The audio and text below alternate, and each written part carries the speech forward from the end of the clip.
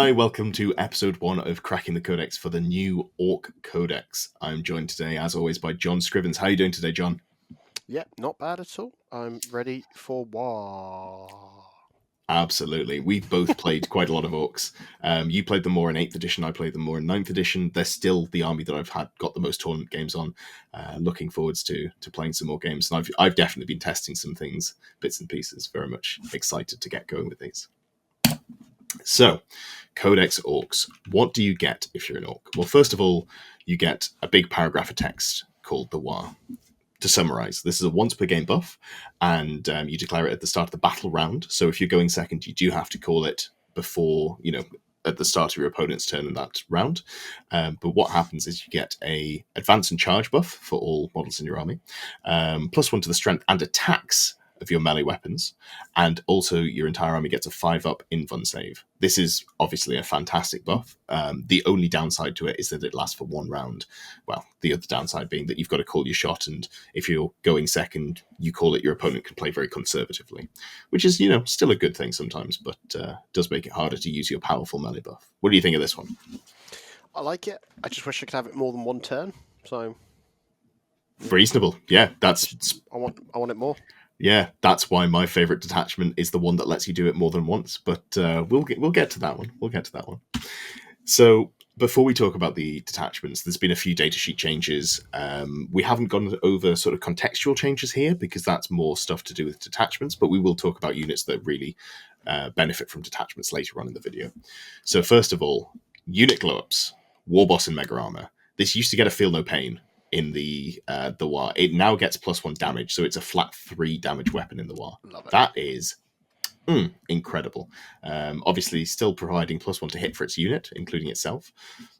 Hitting on 2s, high strength, AP2, flat 3 damage. Great model. Don't know if anything needs to be said on top of this. It's just a real killy character. Then we've got the Mega Armored Knobs, the Mega Knobs. These are... They used to have... what was it that they used to have? I forget. It was, I think, Dev Wounds in the War. Yeah, that was it. Dev Wounds in the War. Now they get a 4-up Feel No Pain. So, goodbye Wardens, hello Wardens is basically, you just run 3 of these in some detachments and go, cool. My army has a 4-up Feel No Pain for multiple phases. Thoughts on these ones? So I love them. I own 10 Meganops. I own not enough. I own a Warboss in Mega Armor. I've never used him, so suddenly No. I feel the urge to shove them in a truck and fling the truck at you and see what happens. I think that's a very solid tactical game plan, and one that I will be emulating myself. Boys, they got a change. They now have sticky objectives. So if they stand on an objective in the command phase and they control it, you can leave the objective and continue to hold it. This is just nice to have, especially for an army that wants to be pushing all of its game pieces in the middle of the board. It's not necessarily something that I'm building my strategies around in the detachments I'm playing, but it is a nice buff to have. Then we've got Snickrot. So Snickrot is almost entirely the same, but he's now a lone operative, which is pretty good. Oh, yes. He also has the ability to leave the battlefield and then come back. Only once per game. So not quite the Kaladas Assassin, but still pretty good. Still useful. Having those utilities in an army that is quite honest with its positioning. Nice. Right now, he's pointed a little too high for my taste, but we'll see, because we're definitely expecting, when the Codex officially launches, to see some points changes, maybe to bring them closer in line with where they are. So a couple of things going down, a couple of things going up, but we'll see. Then we've got Storm Boys. So Storm Boys used to take the risk of mortal wounds if they advance and charge. Now they can just advance and charge all of the time. In some of the detachments, this is really nice, getting some turn 1 pressure, or giving you the ability to threaten in turns where you don't want to fully commit, but still keep your opponent honest. They also now get to fall back and charge just on their datasheet, which is a fantastic rule. And they've got enough wounds in the squad to chew through that you can kind of use them on the outflank, the outside of the board, and risk being tied up by a vehicle, but then still being able to do things. Finally, we've got the honourable mention Smasher Guns. The only change that these got was they went from D3 shots to D3 +1 shots. But that's not a bad change. That is a pretty nice increase. I believe also leadable by mechs. So The +1 to hit, yes, absolutely. So some very interesting combinations. I'm not sure if they're going to be good. They do have the issue of they're very slow, so you have to kind of deploy them out in the open. If you do that, you risk them being shot to death before you do anything. Yeah. There is a combination you can put with the new mech, with the reroll advance rolls. If you're taking them potentially in the speed war detachment that gives you advance and shoot. So definitely some use to be seen there. I like the idea of potentially deep striking them, strategic reserving them, because if the map allows for it, they only move 3 inches. But if you're dropping them on a corner, on an edge, get the angle, fine, and it's safe return as well. Yeah, it's definitely terrain pack dependent. Obviously, we see a lot of the D-cannons being brought in from Strat Reserve, but having that non-line of sight means it's more sort of terrain agnostic. But yeah, I think it's a great shout if you're especially opponent depending, if they're playing an army that just wants to be sitting in the middle of the board and you go, cool, I'm going to drop in a place I can see 2 objectives, your move. I think that's a really solid game plan. Finally, we've done that already.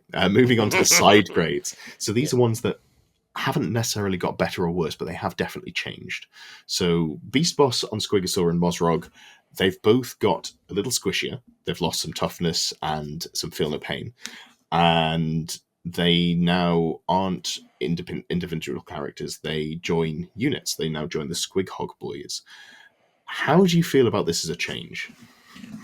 At first, I was like, oh gosh, we've lost these big killing pieces. But at the same time, they're now joining units to become a big killing piece. So it changes the role a little bit of the Squig Hog Boys, perhaps, that they're now not just... Yeah, they typically stood very close to each other in the games that I've played against them in 10th edition. What I find interesting is now that they can bring enhancements to the Squig Hog Boys, which is definitely good given the increased number of Squig Hog Boys.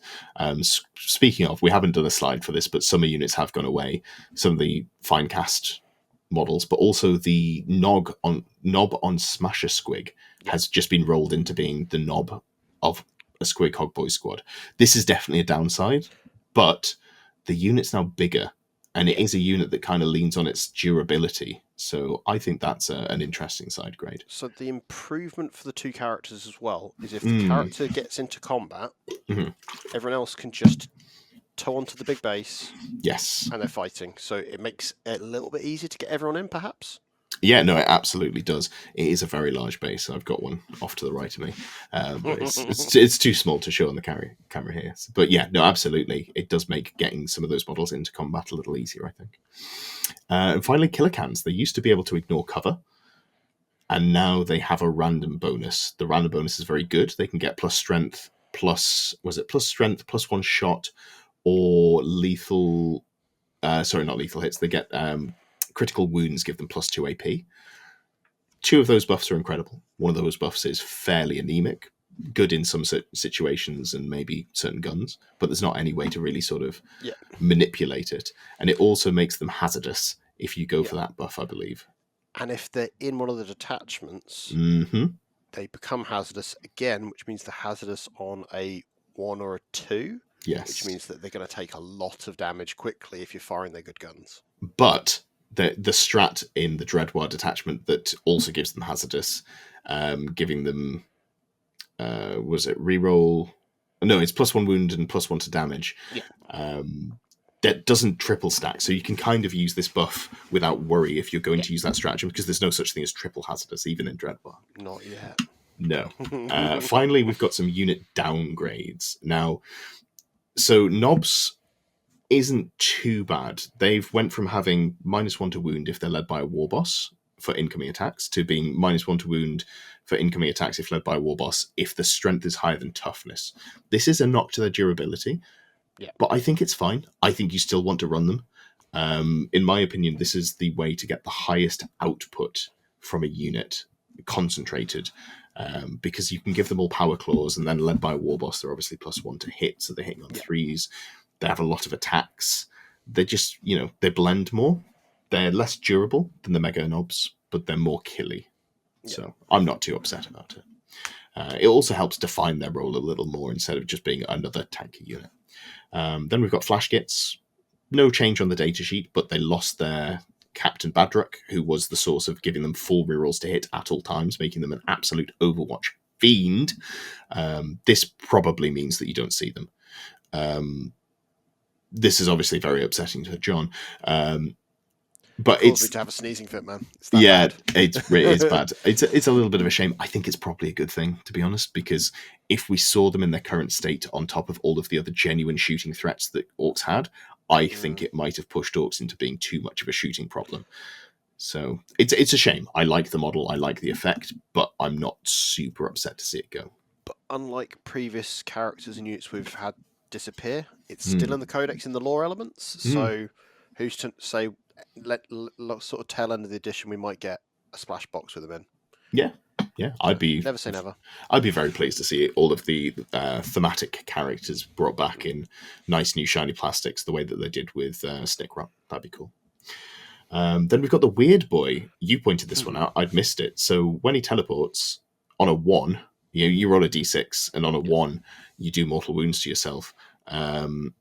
Instead of being D3, it's now D6, which is quite terrifying. So you can kill yourself if you teleport, essentially, if you're really unlucky. That's normally what I will probably be doing, because I do that every time I overcharge a Witchfire attack. I'm like, right, that character's now on 1 wound. Cool.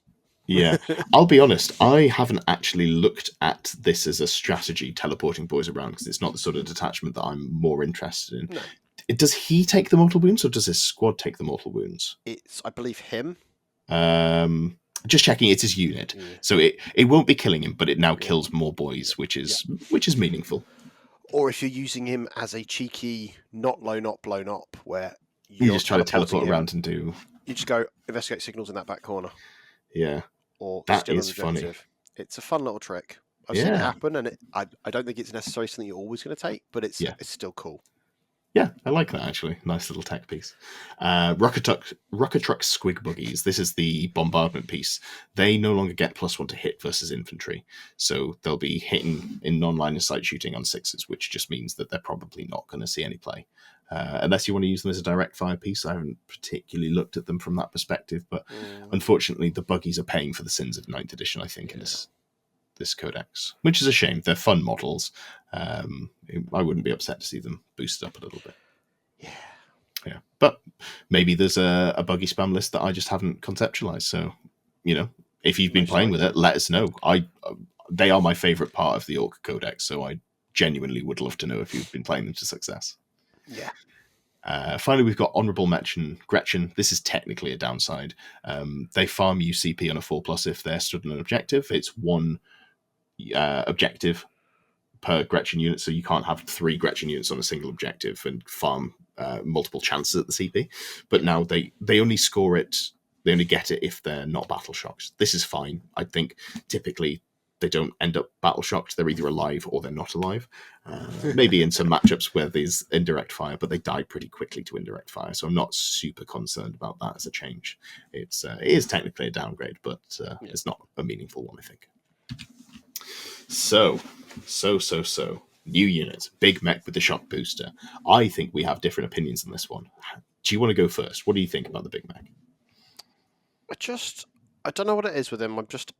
It's not clicking for me as a unit I instantly want to put into lists. I think it's because Big Mechs historically for the last edition were hitting on 4s with their shooting. They're hitting on 5s now. They're not heavy, so a lot of the time it's just you're rolling not that accurate shooting. So I'm trying to not get myself suckered into lots of shooting that maybe not as accurate as I'd like it to be. Yeah, that is absolutely fair. What I will say is, I think if I'm going to put something leading mech guns, this is the one to go for, rerolling the advances and being able to move through terrain, which, because obviously mech guns are vehicles, you can just sort of pop from behind a wall and surprise your opponent in that way. I also quite like it depending on the terrain format. I've been playing a bit of WTC recently, and it's quite easy to move block with the impassable crates in the center of some of the maps.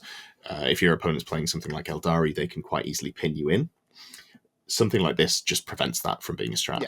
You can move through the terrain with your models. You can advance over the top of those warp spiders that have just put a blocking line in front of you. Yeah. I think that's quite a solid was a solid way to play there. Cool. Not much else to say on that one. So let's get into the detachments. Warhorde is the first one. This is the index detachment. It hasn't changed all that much. I'll be honest, it's the one that I've looked at the least because I've gone straight to the shiny things. Do you want to give us a run through on what the Warhorde does?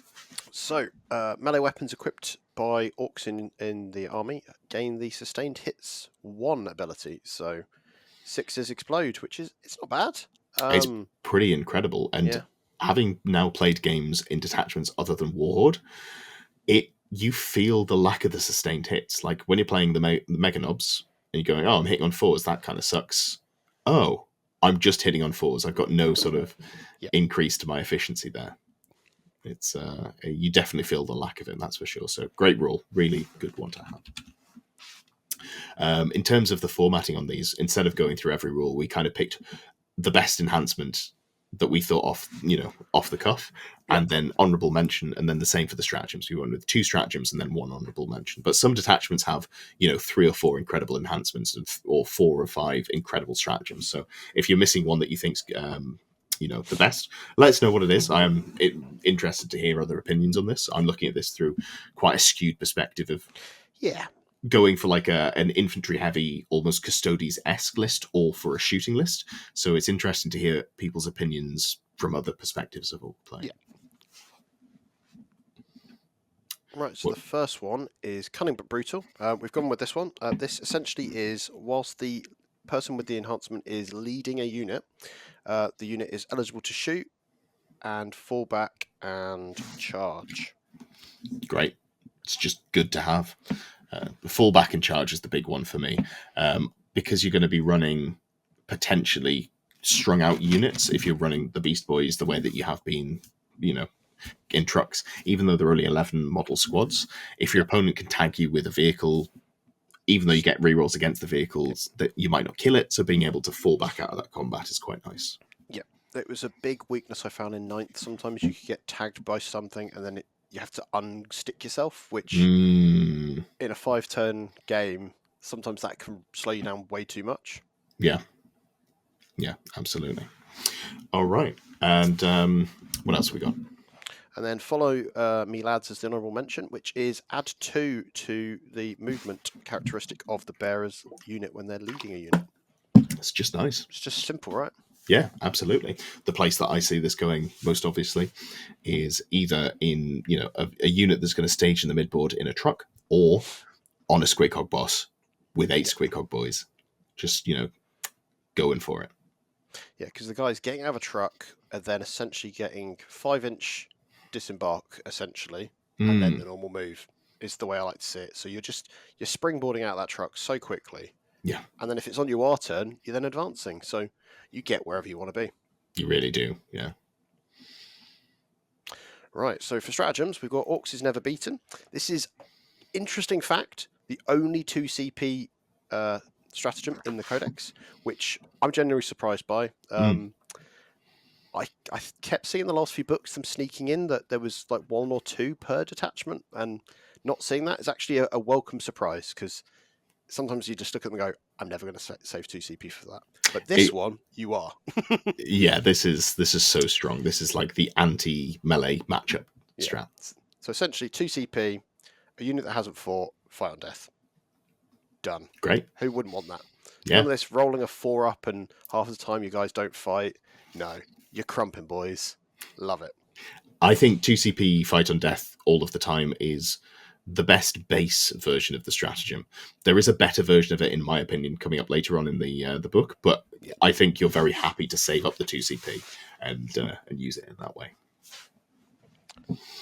Right, and then the next one is Ardor's Nails. For a CP, an orc unit that isn't grots, monster, or vehicles that are the target of attacks.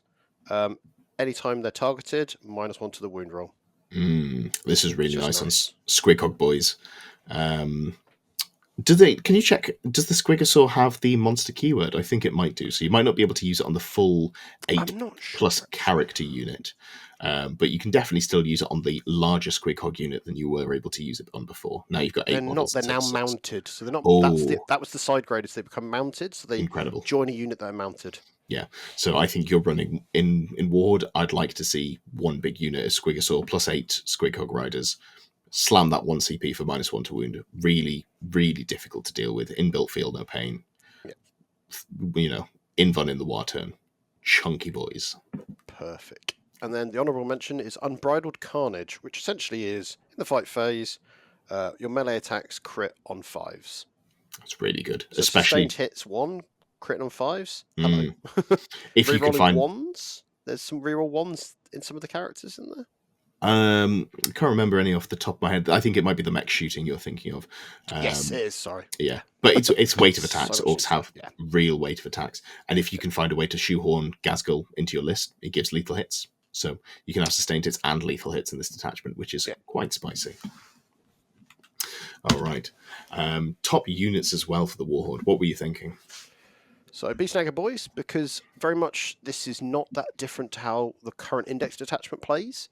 So we were seeing Beastnagger Boys led by a Beast Boss, in trucks, being slung forward, and then just doing the chewy thing. And if they're getting crit hits or the enhancement to have the extra move, that's that staging brick of a truck.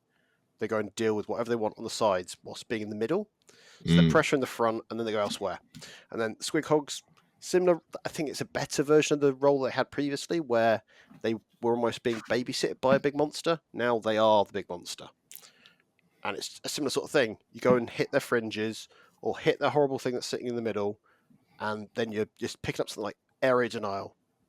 If they've got something there that you need to deal with, it should do it. Yeah. Really solid. And then Gretchen. You want your Gretchen, because get you that CP, because you want to have 2 CP for Fight on Death. Yeah. You're going to want to have 3 CP as much as possible in your bank, just so you got the choice. I think all of the stratagems in this detachment are at least usable. Like, even Kareen is potentially winnable. Shout out to Jack Tight for thinking he couldn't lose the game into Brian Sleep's Orcs and then getting Kareened into. Great times. When it works. Yeah, sometimes it just wins you the game that would have otherwise been so cool, unwinnable.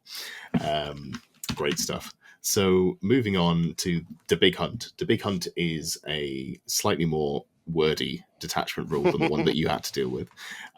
Basically, the way that it works, at the start of your command phase, every command phase, you select one monster vehicle or warlord unit from your opponent's army. If they don't have any of those on the battlefield or in transports, you can select one character unit.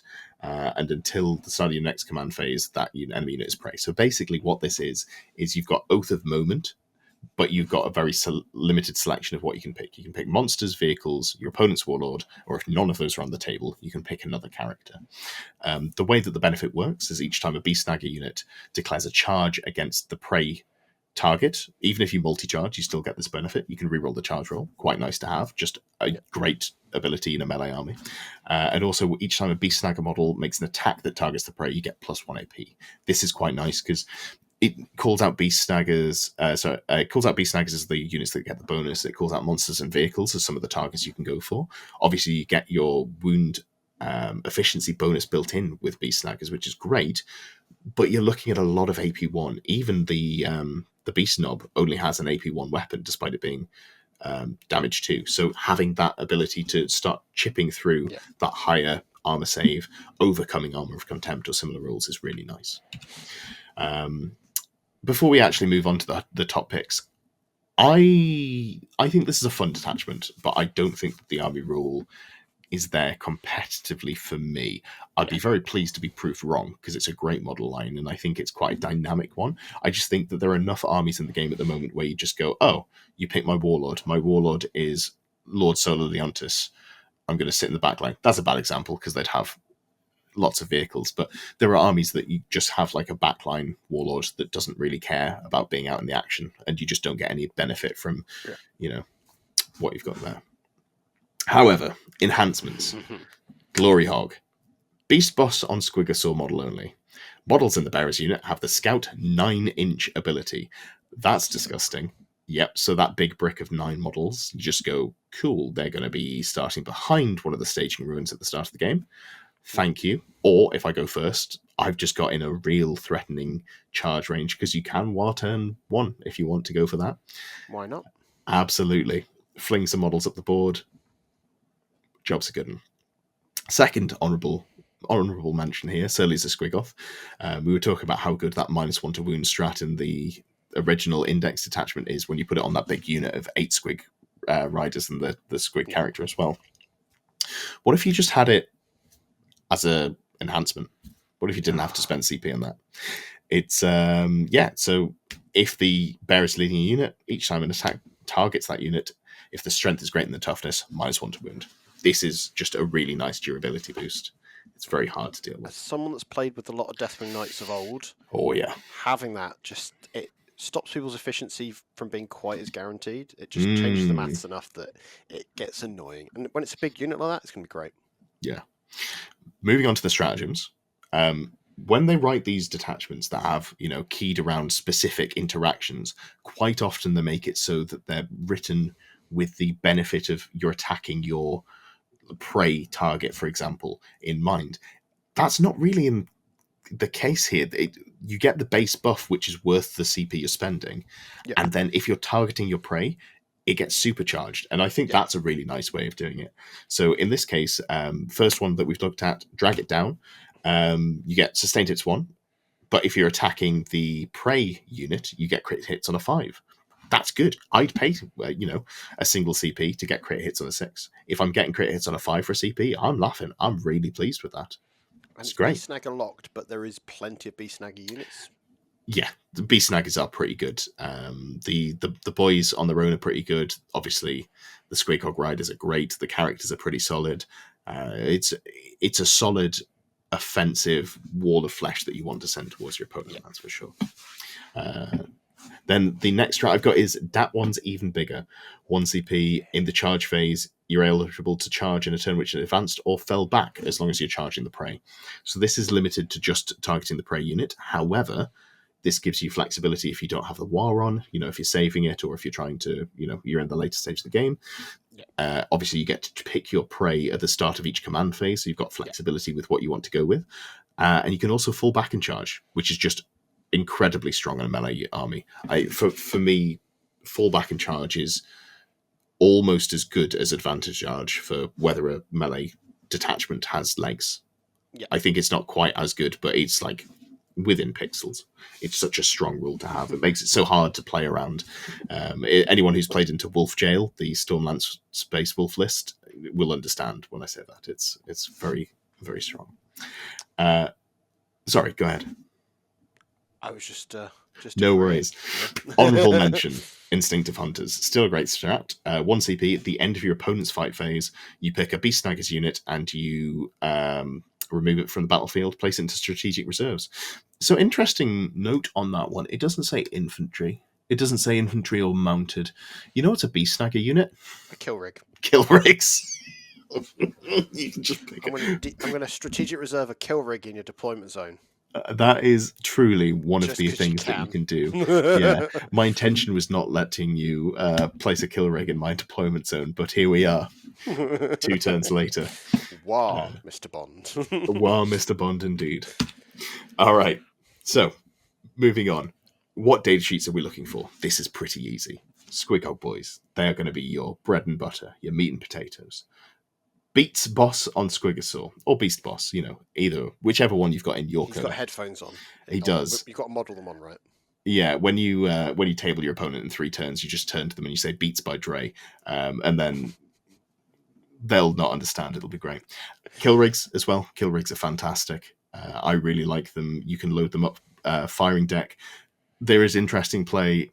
I don't know if it's good, but you can put loads of Werboys in them and just stick a mech next to them, give the vehicle +1 to hit, and since the vehicle's the one that's shooting with all the psychic attacks coming out the Werboy, you're hitting on 4s. I think it's probably not good. Is it funny? Yeah. Am I going to try it? Probably. There's something there. I just haven't worked out the full combination of which models go in which transport to make it work. And then honourable mention, Mozrog's Gragbad. I think Mozrog's an absolute killer. On his data sheet, I believe it gives a fight on death, which is just a nice ability to have for a faction that doesn't have one in that detachment there. So the only beast snaggy unit you've not listed there is the Hunter Rig. So well, I haven't mentioned the chat for the Hunter Rig. I haven't mentioned the Beast Boys or Beast Boss on this slide, but yeah, no, as always, the Hunter Rig gone and also forgotten. I'm going to take this one as well because this one's one of my favorites. Definitely second favorite. I am. Yeah, I do love my big stompy boys. Dread Mob. So Dread Mob is each time you select a unit to shoot, if it's a mech, an orc walker, or grot vehicle unit, you choose a d6. You roll a d6. You get sustained hits 1 on a 1 to 2. 3 to 4 gets you lethal hits. 5 to 6 gets you critical wounds, improve your AP by 2. Instead, you can make your weapons hazardous, and you can pick the buff. This is a spicy ability. If you already have hazardous on the weapon or gain hazardous from another rule, your hazardous rolls cause you mortal wounds on a 1 or a 2. What are you thinking about this one? I like it. I like doubly that you don't just have to roll, because traditionally with orcs, there was all these mechanics where you go, this is cool, but it's completely randomized. And it's still got nice the orky randomness to it, but in a way that you can pick the buff when you need to. I think a lot of the time I'll just be rolling, but then you go, I need to kill something. I need to get lethal hits here with this big brick of killer cans. Spoiler, killer cans are really good in this detachment. So moving on. This one was really difficult. So enhancements, I struggled to pick 2 that I like, to be honest. I think the enhancements are not the point of the detachment. Obviously, they have to go on the mech units. You're not super excited about the mechs themselves, more the vehicles that they're buffing, but that's okay. They're still pretty fine. The first one I went with was Smoky Gubbins. Models in the Bearers unit have the stealth ability. This is just nice if you want to, set up a unit that's going to be shooting some mech guns or something like that. Keep them a little bit safer. It's not the end of the world. And then honorable mention also goes on a mech, obviously, and this gives ranged weapons equipped by models in the Bearers unit have the ignore cover ability. This is fine if you wanted to try and go for looters or flash kits, put them on a bit of terrain and shoot down. There's maybe some play there. I'm not sure that I'd put any enhancements in the list that I'm writing, but you've always got a few points left over, so, these are the 2 that I'm the most initially excited for anyway. Of course, by the time it comes around to we do the detachment video for this one, I'll be like, so these are the best things ever. We'll see. I'll get some more games in with them before I form coherent opinions on that. Stratagems, though. This detachment is hungry for CP. My God. It has some incredible stratagems. So the first one is the one that was previewed on Warhammer Community and definitely got some attention there. Bigger shells for bigger gits. 1 CP. You pick a mech, orc walker, or goth vehicle unit. Funnily enough, the things that your detachment will buff, so you can get double benefit here. When you're targeting a vehicle or monster unit, you get +1 to wound, or you can push it and you can get +1 to wound and +1 damage at the cost of giving your weapons hazardous. This is fine. I want to kill high value targets. I'm willing to take some damage to do that. They're expecting one of us in the wreckage, brother. I don't care. I will be doing this. I'll be pushing that button every time I get the opportunity, I think. What are you thinking about this one? Just like, if you've already pressed the button, why not press it again? Just keep hitting it till it won't do anything more. I wish they should rename it Bigger Buttons for Bigger Gits. Speaking of ranged output buffs, there's also extra gubbins. This is the opposite end of the scale. This is a durability buff. So enemy unit targets one of your vehicle or orc walker or grot vehicle units, excluding Titanic. So it can't go on the Morkanot, unfortunately. But basically, you get -1 damage against shooting attacks for that phase. This is great, especially on big units of cans. This just makes them so frustrating to chip through. It means that if you've got damage 2 weapons, you go from needing 3 to 5. If you've got 3 damage weapons, you go from needing 2 to 3. So it's a fairly big durability upgrade. It's 50% or more at all damage steps there. Great stuff. Not much to say on it. Just it's a great durability buff. It's 1 CP and it's for a unit, so it's not like only a single can gets the benefit, which is really nice. Finally, honorable mention, Daka. Great strat. There's 2 of them. There's one for lethal hits, one for sustained hits. This is the lethal hits version. In your shooting phase, pick an Orc, Walker, or Grot's vehicle unit that has not been selected to shoot yet. You get +1. You get to reroll hits, or if you push it, so giving yourself hazardous, you can get full hit rerolls. This is incredible. So good. Oh yeah. You get more value out of this the worse the hit roll is, just in terms you've got more dice to reroll. So, if you've got, for example, I don't know, a Stomper, depending on how that unit's pointed. I'm very excited to see how they point it. If a Stomper or a Morkanaut's a good choice as well. Just getting high volume of hit rolls, being able to reroll those is very strong. What do you think we might have in the units to watch out for, John? Walkers, that's right. Vehicles. It's the Walkers and Vehicles. First pick, Killer Cans. Great unit. They lost the ignore cover and they gained a random output boost where they can get either extra shots, extra strength, or extra AP on crit wounds. It's pretty good. It's not bad.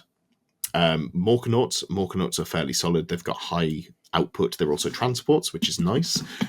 They don't have access to the durability boost, though, so I could see these maybe getting cut depending on whether the meta is quite shooting heavy. Grot tanks, this is just, once you've got 3 units of Killer Cans, Grot tanks have the same ballistic skill and the same weapon choices. I think you can reroll to hit with them. Yeah, absolutely. They're just solid. I don't love them personally.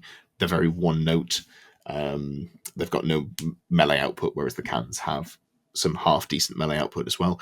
But it's definitely one of the units that you can use and feel pretty solid about putting in. And then honorable mention, mechs of all variants. These are very important, but I think my favorite is just the standard mech, which is about 45 points. You put it in, you stand it next to a vehicle, it gets blown up, and it gives +1 to hit and heals the vehicle. It's just good. It just does everything, yeah. And it does at the end of the movement phase as well. So even if your opponent brutally blows up your models, you can go, too bad, so sad. Never mind. I'll move to another one.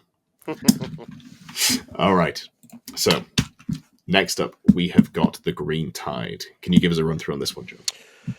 Right, so each time, the mob mentality means that each time a boys unit from your army is attacked, they have a 5+ in Vun, which is nice and survivable. In addition, each time the attack targets an Orc unit from your army, if the unit is greater than 10 models, you can reroll saving throws of 1 made against those attacks. So, and it's saving throws, so it means that you're going to be rolling your invuns as well. Oh yeah, which is just, that changes the maths quite drastically. So yep, I like that. Really solid. Right. So the first of our enhancements we were kind of picking out was the Raucous Warcaller, which is an Orc infantry model. When it's leading unit, the unit always counts as 10 or more models for the purposes of the detachment rule and stratagems. Spoilers, there are some stratagems that key off of it as well. Nice and cool, because that means that you can have him with 2 or 3 orcs left, and they're still triggering all this stuff, and it's kind of handy, right? Yeah, so what I like this most for is a little cheeky bit of tech. The 1 unit of Mega Knobs that I'd be taking in the Green Tide is attached to a war boss that has this model. So it doesn't get the 5+ in Vun, because they're not boys, but you do get the reroll 1s to save. Yeah. So that just means that if you're in cover, you're effectively invulnerable to all AP1 incoming fire, because you've got a 2+ save with rerolling 1s, which is just unpleasant. You shouldn't be allowed to have that. And they count as 10 models, which is just helpful for later on. So yeah, absolutely. And then for the other enhancement we liked was Bloodthirsty Belligerence, which is whilst the model that has the enhancement is leading a unit, you can reroll advance rolls, and whilst the unit contains 10 or more models, you can reroll charge rolls as well, which who wouldn't want that? Like, you're going to be charging, right? I was going to say, spoiler, you're going to have more models at the point you're going for the charges, so chances are you're going to get this full rerolls off on your advance and charge turn. And then for stratagems, we've got Come On Lads, which is your command phase, a boy unit. You can return D3 +2 destroyed models, excluding characters, to the unit. So you're getting a healthy chunk back each turn. That's nothing to be sniffled at. Also, the timing's incredible. It's in the command phase, so this means that you can pull models off an objective, hide behind a wall, regrow back onto an objective. You can flip objectives with your OC2 boys. You can make charges closer. Obviously, you can only add about 3 inches of range because all the models have to be in cohesion. You can't just like daisy chain out like we saw back in 9th edition. But I think the commentary is you have to grow them back next to a model that was already on the table as well. Absolutely, yeah. So you can only add 3 inches. There's no way to get longer daisy chains. And then for more boys shenanigans, the Tide of Muscle, it is in your charge phase, 1 Orc boys unit. Until the end of the phase, each time you declare a charge, add the battle round's number to the charge roll. Oh, turn 5 charges, we're getting +5 to charge. Come on, that is glorious. And that'll be a unit that they got down to like 10, and then for a couple of turns you've grown it back, and then suddenly it's just still sticking around. It's just like Orcs are never beaten, mate. It is pretty solid. And where I really like this is units coming from either Strat Reserve or teleporting up the board with the Weird Knob. Yeah. Because if you're doing that on turn 2, you're turning that 9-inch charge into a 7-inch charge. That's pretty okay by me. As someone that used to spend a lot of games revolving around the jumping and 9-inch charges with re-rolling 1 or both dice, it's refreshing that a charge can be a little bit more reliable. Oh, absolutely. Wow, Mr. Bond. Oh gosh. And then the honourable mention is Competitive Streak, which is in the fight phase. An Orc boys unit that hasn't fought yet.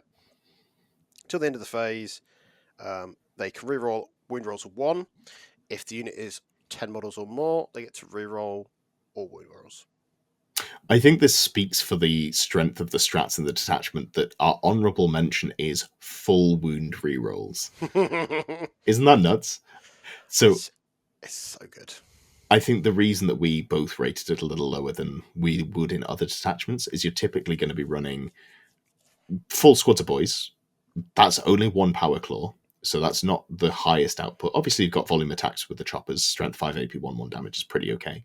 Yeah. But what you don't get is you're probably not running war bosses. You're probably running pain boys. Yeah. So you've got less high value attacks there.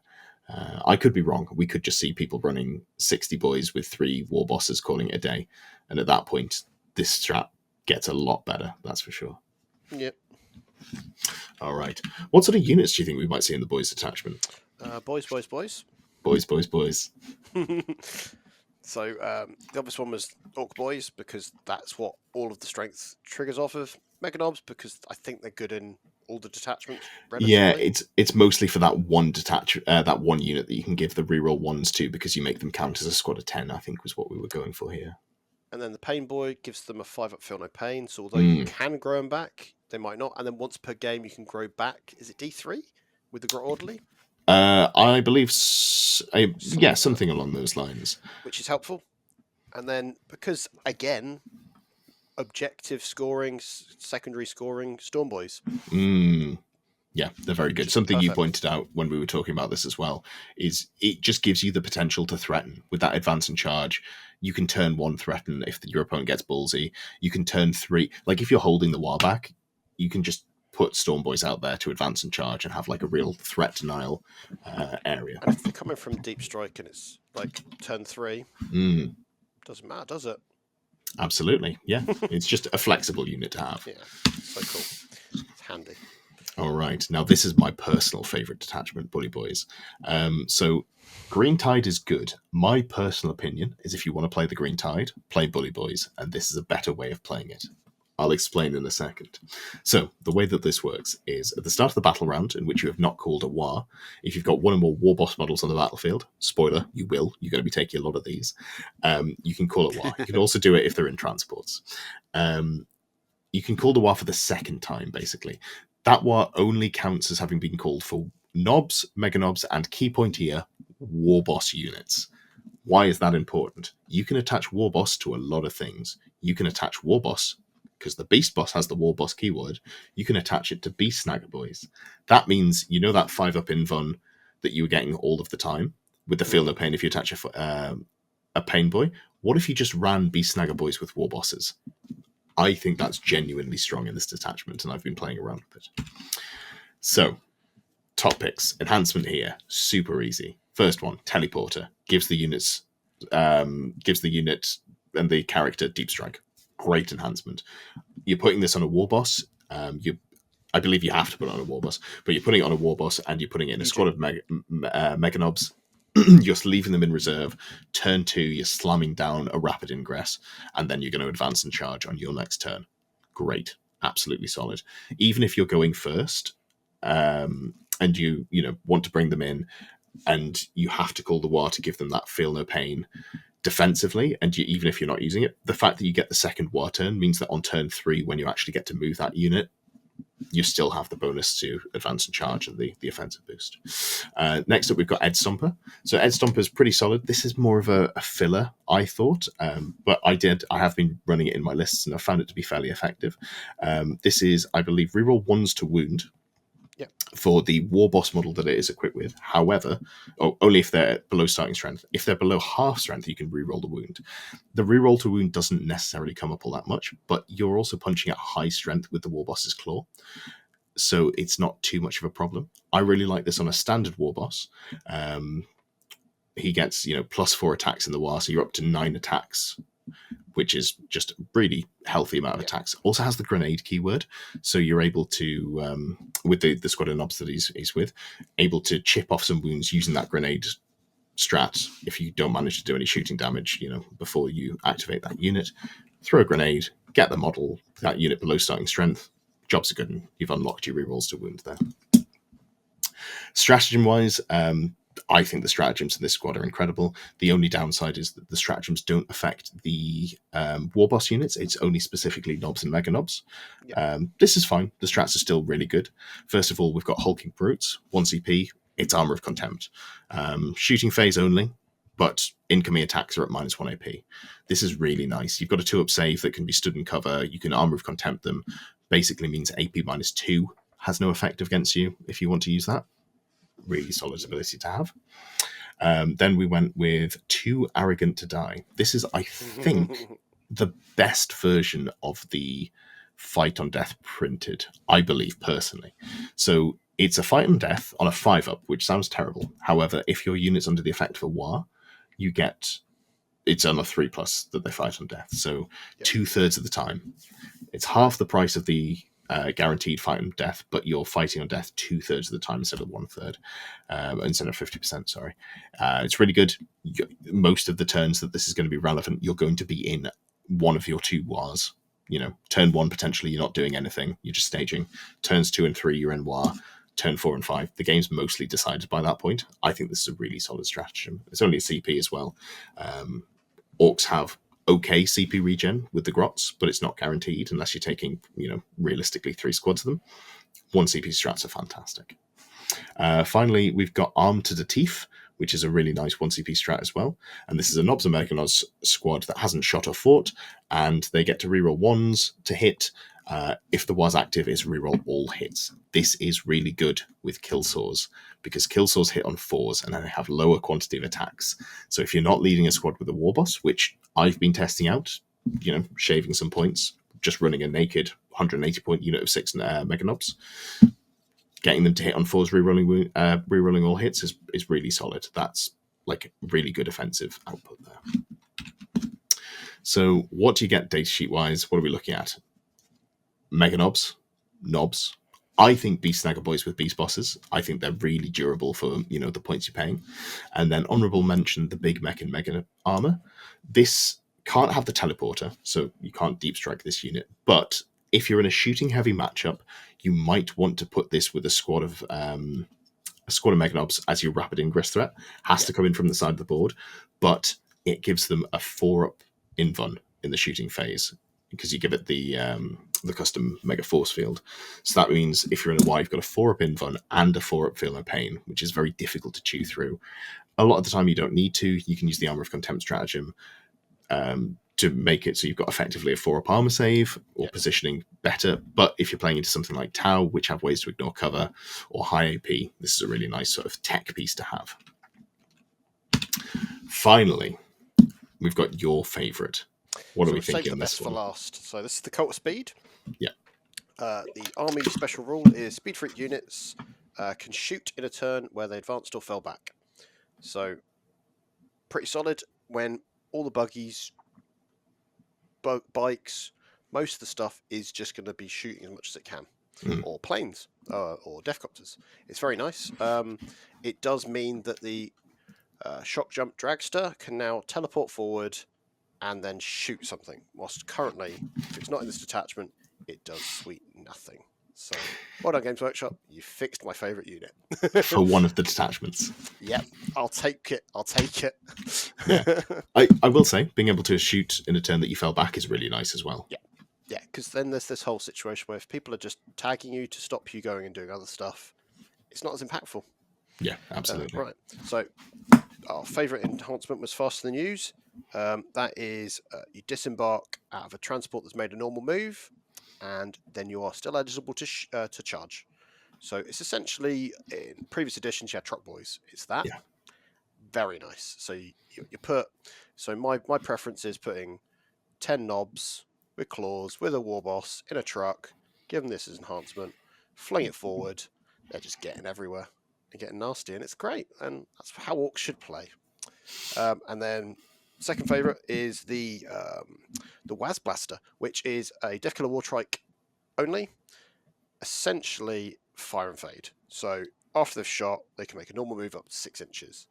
It's really cool because he's leading war bikes, and then war bikes like to be close because you're probably going to try to charge with them as well, just to hit them with a load of chopper attacks, especially if you've kind of shaved off a good amount of wounds. Yeah, this is defensively. It's more of a defensive tool. You can't charge after moving, unfortunately. That's not orky. Yeah, I know when we were talking about this before, you were concerned about the size of the Death Killer base. It does kind of remain to be seen whether the 6-inch move will allow you to do the technical shooting around corners. But I think just as a movement piece, it seems fairly solid to me. I like it as someone's covered an objective, and it's you toe on after you've got that, after you've shot them, to kind of thin them. Yeah. It feels like that's more likely to happen for me than trying to hide, because I don't think you'll hide him. Yeah, and there are a couple of stratagems in this detachment that mean you have to be close to get the effect of the shooting. Yes. So having that ability to get in close, shoot something, and then go just a little bit further away is quite nice. Right, so first strat, Speedist Freaks. So this is a Speed Freaks or truck unit. Until the end of the phase, they have a 5-up invuln. If your unit is a vehicle with unmodified toughness of 8 or less, until the end of the phase, they have a 4-up instead. So I believe that's all of the buggies are under 8, I think. I'm not sure off the top of my head. The big thing for me is the... I've forgotten the name of them. The flyboys. What are they called? Deathcopters. Deathcopters. T6. So all the buggies are T7. Nice. So this just means that the planes don't benefit from it. I think that's the big one, is the planes, and then maybe trucks. I think trucks are 8 or 9. Let's check that quickly before we go any further, because I think that's an important one. An important distinction. Although I don't know where the trucks are. So many data sheets. There are a lot of data sheets. They are T8, so it's just not the planes, which is really nice. Yeah, I don't feel like the planes are necessarily needing it. Interesting note: the planes all have a 3-up armor save compared to the much lower armor save you see across the board for orcs, so they're less in need of it. And a Waz-Bomb Blaster Jet's probably got a 4-up invuln anyway. Oh no, I've lost the grenade keyword. Anyway, here's my 4-up invuln for no additional points. Yep. Well, I've got them both modelled as. Oh, yes. Right. And then moving on, Daka Storm. This is the Speed Freaks unit in the shooting phase. Gain sustained hits. If you're within 9 of the target, sustained hits 2. This cannot be used at the same time as the Blitzer Fire strat, which is the lethal hits one. Yeah. But I don't mind. Like, I've played recently with some Gladiator Reapers going into infantry with sustained hits 2. It's really nice having all those exploding 6s. Yeah, you know what's great about it? It's a 1 CP strat that, sure, can't be stacked with Blitzer Fire, but you can use both in the same turn if you've got the CP to do it. So you just have 2 units that shoot things, and you go, this needs to kill a vehicle, give it the lethal hits, and vice versa. Yeah, so for this, I like the idea of something like a Daka Jet, where you've got a lot of shots anyway, spraying something and then exploding. Or the opposite, where you've got not that many shots and exploding those. So it's good choices, right? Absolutely. And then the honourable mention is the Blitzfire, which is just lethal hits. Mm-hmm. And then if you're within 9, it's lethal hits on 5s, which is lovely. It's great, yeah. So this is my favourite one to combo with the Dakka Jet. So the Dakka Jet, if you're within 18 inches, has 18 shots. Yeah. And it has a data sheet rule, which is all hits are critical hits. It also has sustained hits 1 on the gun, which is great. What this means is you can come in from strat reserves. You can park up next to, bring in a mech, give it a +1 to hit from the mech. So you're hitting on 4s. All of those hits are going to be crit hits. 18 shots, that gives you 9 sustained hits and 9 lethal hits with its guns. Whether that ends up being points efficient, I think is worth playing with. But still cool. It's a high volume, and just being able to, all hits being critical hits makes my monkey brain go, ooh, I want to try that.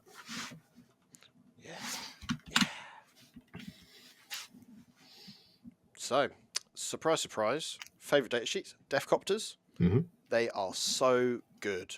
Still, they're nice and solid, fast moving. They shoot the rockets. Rockets are great. Perfect for picking up. I'd still say kind of medium infantry as well. Like those annoying Terminator bodies. Sure. It's just handy. And then Dakka Jet, as we just discussed. And then Warbikers as well. It's a lot of shots, a lot of presence. Been led by characters, they're probably going to do some nasty stuff. But although we've got it as honourable mention, it's probably my favourite unit of all the Speed Freaks stuff is the Wasbomb Blaster Jet, because it's such a mad vehicle, but it's got some great shooting. There's ways to make it more accurate. You've got ways of giving it sustained and lethal. It's nice. I feel like you'd end up wanting all of these in a list if you're playing this attachment. Yeah, I think I think I have. I think you have as well. Yeah. But something to note on the Wasbomb is it's one of the few vehicles that hits on a 4 natively as well, which is really nice because it has the right keywords for this detachment. So it's a good one to put in. And it's not actually that expensive. I think 175 points in the Codex, something along those lines. Yes. At the moment it is, Pretty reasonable. So we'll take a quick break from the Speed Freaks and go back to the Bully Boys and talk about what I've been testing, mostly for WTC practice. So I've called it the Armoured Horde. Because it does what the Green Horde does. I think I want to try and fit a 3rd unit of Beast Boys in, but I've been playing with 2. 2 feels good. I don't know what I'd want to cut. So, first of all, you got a War Boss. He's got the Power Claw, the Attack Squig with the Edge Stomper. Just had some free points, so put that in. That's the one that gives you the reroll wounds if you units below, half and starting strength. Joined by a unit of 10 knobs with Power Claws. They're in a truck with the free upgrade for the Wrecking Ball. Why wouldn't you take it? Great unit. This is the highest output unit that you've got in the list. It's all going to be hitting on 3s. It's a lot of strength 10, AP 2 damage. Very good. Great place to put some efficiency buffs on, such as stratagems in this detachment. Then there's the War Boss in Mega Armor with the Teleporter, and there's 6 Mega Knobs with twin kill saws. This unit goes in Strat Reserve. They're going to be, rapid ingressing pretty much every game, 9 times out of 10. Great unit. Twin kill saws, 3 attacks in the War, strength 12, becoming, I think, strength 13. High AP, AP3, 2 damage, but you reroll wounds with them as well. So once you get those hits through, which the War Boss helps with, very efficient. Then there's the Big Mech in Mega Armor, custom force field to Grot Oiler, lets you resurrect 1 model once per game. Also joined by 5 Mega Knobs. These ones have Power Claws because the mech doesn't give an efficiency buff. It doesn't hit on 3s. Sorry, his squad doesn't hit on 3s, only hits on 4s. So I went with the Power Claws because they have an extra attack. So getting that weight numbers is quite nice. They go in one of the trucks. There is, you can mess around, use it as a tech piece, swap out the War Boss in Mega Armor for the Big Mech, rapid ingress them on the side of the board, use the 4-up invuln that you get to make them more safe against shooting armies if you're rapid ingressing. Then we've got 6 Mega Knobs. I didn't put a character with this one. This is a bit of testing. Characters are quite expensive. You're looking at an extra sort of 90-odd points, potentially, depending on what you go with. So I've just gone with 6 Mega Knobs in a truck, fill up that truck. This is where I typically use the full reroll to hit stratagem in the War. It's been doing pretty good work for me. Not disappointed with that one. Then 2 squads of Beast Snagger Boys with Beast Boss. They are the sort of stand-on objective part of the list. The only downside of the Mega Knobs, aside from their poor hit rate, but which can be worked around, is their poor OC. They're only OC 1. So having big hordes of OC2 models to sort of spill up across objectives is very strong. Then I've got a single squad of 5 Stormboys. Again, I'd like to fit more in, but points are points. Single squad of 10 Gretchen to set on the home objective, and then commandos with all the bells and whistles. I didn't go with all of the upgrades. I think I went with the burn of the rocket launcher, the breach around, the power claw, and then the ammo grunt and the distraction squig, something along those lines. The two It's a distraction grot, actually. Those are the ones. Distraction grot and a bomb squig. Thank you very much. Just because they're free, ways to splash some mortal wounds or get some defensive buffs. I think they're very important in this list. This is a pressure list. You want to get forwards. If your opponent can pin you in your deployment turn 1, you lose the game. Straight up, you just lose the game because you're always on the back foot and you don't have time to get out. So having the commandos to just secure a section of the board, it's a 10 model unit. You can string them out if you need to. Often just putting them, in a staging ruin means that your opponent can't get to the place in the board that they want to. Use your judgment depending on how much scouting units they have. But yeah, it just means that you can safely play the game in a way that your opponent can't shut down. What are you thinking about this list? So, where you've saved the points on the War Boss gave you the Stormboys, for example? Yeah. So, without that, I could see an argument for taking out some of the knobs just to get some extra bits in. Purely just, if you're struggling to get some of the utility pieces, that's the only place you can really save it, right? But then I think you lose the foundation, because I think you need the 3 big units. Yeah. I could see cutting some bits around the side, maybe, because I've written this list with the Codex points. Some things are cheaper, some things are more expensive. Trucks, notably, will probably go up when the the actual points drop when the Codex comes out. Yes. But because currently index they're 80, in the Codex they're 50. So in the index they're 65, I believe. Is it 65? Yeah. That's still enough that it'll be awkward, won't it? Oh yeah. So this is a 2,050 point list with the Codex points. But that's fine. You can make some pretty easy swaps there. Moving on to your list, we have a Speedy Watsits. Yeah. So quite simply, a truck. Yes, a truck with a War Boss and 10 knobs, all with claws. He's got the faster than you, so once the truck's finished making a normal move, they can get out and they're still eligible to charge. So nice kind of pressure combat unit to try to sling onto an objective, especially if you're playing a mission where it's hold 2 and you're not necessarily getting all your vehicles kind of lined up onto objectives. Then got Death Killer Wartrike with the Waz Blaster and 6 Warbikers. So just trying to see what that can do, whether it can go pick off some units and then dash behind a nice L that's kind of they've lined themselves up next to. Challenge is that they've got to get around it. So I think it might be sometimes it'll just be that they do their thing and then they just need to be then dealt with, which if they're shooting at that unit, they're not shooting at one of the big vehicles. So I don't mind that too much. Then we've got 2 units of 6 Deathcopters because I like that they're fast moving, got some great shooting, and they're not bad in combat either. Like the rotor blades are not bad. And then a little pocket 3 because I feel like you've got these 2 units that go in pressure and then that can be dropped down, whether it just drops down and sits in a corner and investigates signals or does something pesky like that. It's kind of handy.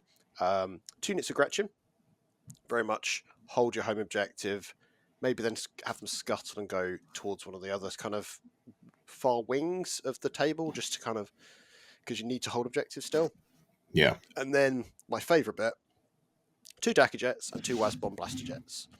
They'll probably come in from reserves, but what I would probably do is have the 2 little mechs do the same and stagger their kind of coming in.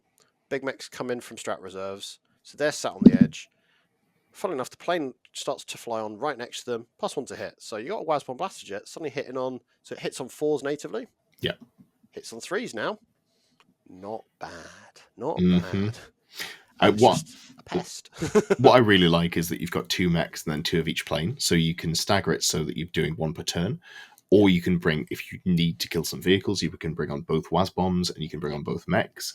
You can stagger it so if, for example, you find in the matchup that you want to give lethal and sustained hits to the Daka Jets, you can do that on turn 2 and turn 3. I think I really like it as a combination. It's got a lot of flexibility there. Yeah, and probably it's not going to win GTs, I don't imagine. this sort of list, but I feel you're still going to have a really fun time with it, and it's fast moving, aggressive.